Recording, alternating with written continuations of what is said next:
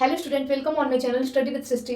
पिछले लेक्चर में हम लोगों ने पढ़ा था कि नॉर्मल फॉर्म ऑफ मैट्रिक्स क्या होता है और 6 एलिमेंट्री ऑपरेशन क्या होता है। ठीक, आज हम उससे रिलेटेड कुछ थ्योरम करेंगे। तो थ्योरम क्या दिया है? All elementary matrices are non singular, कि जितने भी एलिमेंट्री मैट्रिसेस होती है वो नॉन सिंगुलर होती है, हमें ये दिखाना है। ठीक, तो चलिए प्रूव करते हैं।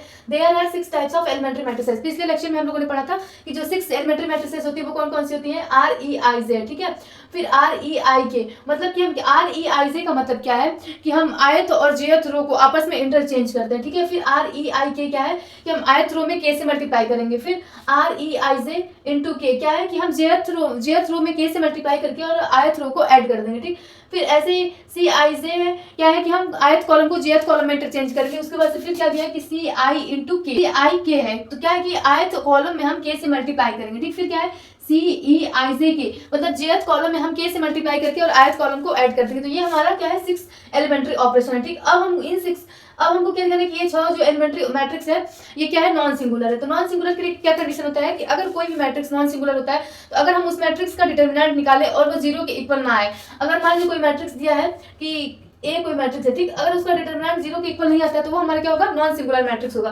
मैट्रिक्स का हम डिटरमिनेंट निकालेंगे, अगर वो 0 के इक्वल नहीं आता है तो वो हमारा नॉन सिंगुलर होगा।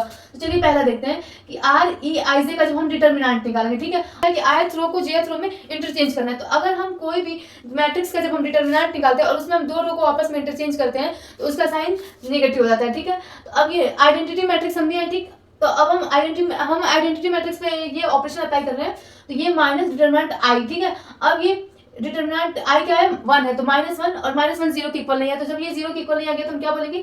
Are E I J is non singular elementary matrix. ठीक, फिर सेकंड देखते हैं आर ई आई के मतलब क्या है कि आर आई की जगह हम क्या करना है कि आयत रो में के से मल्टीप्लाई करना है। तो आर आई टेंस टू के आर आई। अब हम इसका डिटरमिनेंट निकालेंगे। ठीक है, अब जब हम किसी भी रो में के से मल्टीप्लाई करते हैं तो के इंटू आइडेंटिटी हो जाएगा, तो ये 1 हो गया, के इंटू 1 के आ गया, और के इज नॉट इक्वल टू 0, तो ये भी हमारा नॉन सिंगुलर एलिमेंट्री मैट्रिक्स है। ठीक है, फिर थर्ड क्या है? आर ई आई जे के हम जेथ रो में के से मल्टीप्लाई करके और आयत रो को ऐड करेंगे।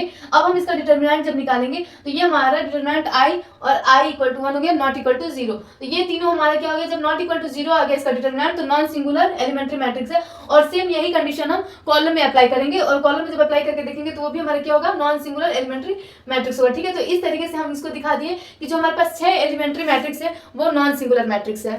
चलिए अगला थ्योरम क्या दिया है कि एवरी एलिमेंट्री रो और column transformation of a matrix can be obtained by pre multiplication और post multiplication with corresponding elementary matrix.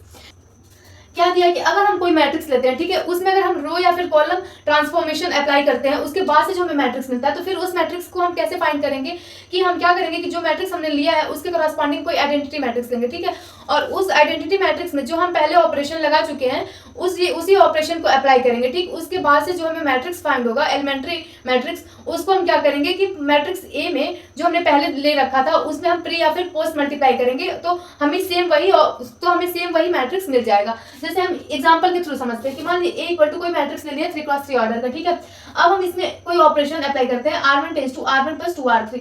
r1 की जगह पर हम क्या लिखेंगे कि r3 में 2 से मल्टीप्लाई करके और उसमें r1 को ऐड कर देंगे। ठीक, तो जो मैट्रिक्स मिलेगा उसको हम b मान लेते हैं। तो b इक्वल टू ये ऑपरेशन अप्लाई करने के बाद हमें ये मैट्रिक्स मिल गया। ठीक है, अब हम क्या करेंगे कि ये 3x3 का मैट्रिक्स लिया था ना, अब इसी के कोरस्पॉन्डिंग हम एक आइडेंटिटी मैट्रिक्स ले लेते हैं। ठीक, अब आइडेंटिटी मैट्रिक्स में हम क्या किया कि सेम यही ऑपरेशन अप्लाई किया जो पहले हम इस मैट्रिक्स में ऑपरेशन अप्लाई किए थे, हम इसमें रो ऑपरेशन अप्लाई किए थे, तो इसमें भी हम रो एलिमेंट्री ऑपरेशन अप्लाई करेंगे। अब इसके पास से जो हमें मैट्रिक्स मिला है वो एलिमेंट्री मैट्रिक्स है। ठीक है, अब हम इस एलिमेंट्री मैट्रिक्स को हम क्या किए कि इस मैट्रिक्स में प्री मल्टीप्लाई किया। बिकॉज हम प्री मल्टीप्लाई इसलिए किए हैं क्योंकि हम यहाँ पर रो ऑपरेशन अप्लाई किए थे। अगर हम कॉलम ऑपरेशन अप्लाई करते हैं तो हम मैट्रिक्स ए में इस जो ये एलिमेंट्री मैट्रिक्स मिला उसका हम पोस्ट मल्टीप्लाई करते हैं। तो हम यहाँ पे इसको ए में प्री मल्टीप्लाई किया और प्री मल्टीप्लाई करने के बाद से हमें ये मैट्रिक्स मिला। अब देखिए क्या ये मैट्रिक्स बी के इक्वल है। तो देखिए फर्स्ट में 10 19 13 10 19 13, फिर सेकंड में 3 9 2 3 9 2 एंड थर्ड में 4 7 5 4 7 5। तो ये मैट्रिक्स जो हमारा है वो मैट्रिक्स बी के इक्वल आ गया। ठीक है, तो अब चलिए इसको प्रूव करते हैं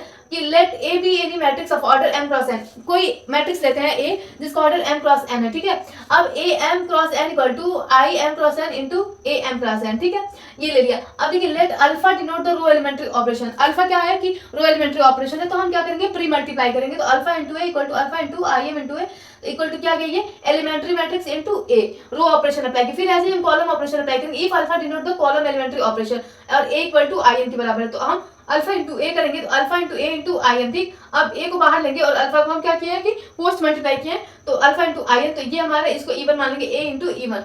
ऐसे ही हमारा थ्योरम प्रूफ हो गया। तो आज के थ्योरम में बस इतना ही, फिर मिलेंगे कल नए वीडियो के साथ। Thanks for watching my video.